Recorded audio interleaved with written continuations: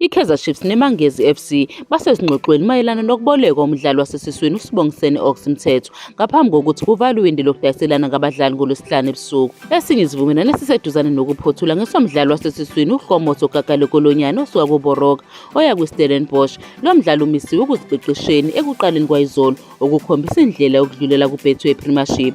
I-Chiefs itshela uMthethwa ukuthi usengaphezulu kwenani elidingekayo ngaphansi komqeqeshi omusha uNazi Bradley Nabi, ngalokho iqembu lilokhu limnikeza emaklabhini amaningi ku-Premier Soccer League.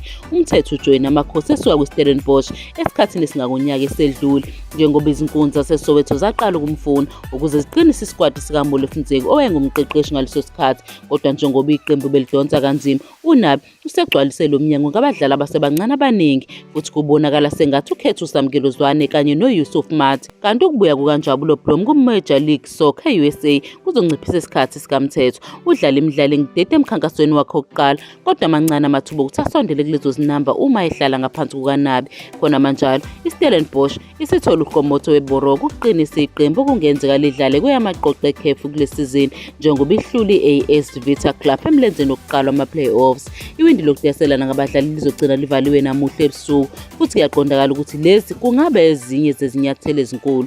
U-Osina Police angasashiya iPolokwane City njengoba efunwa i-Kaizer Chiefs neMamelodi Sundowns. Cape Town Spurs ne-Chiefs basaxoxisana ngo-Asanele Velebayi. I-Sundowns nayo ayikaliphonsi ithawula ngoJayden Adams ongasabajoyina esuka kwiStellenbosch ungakadluli uMnqamla Julu.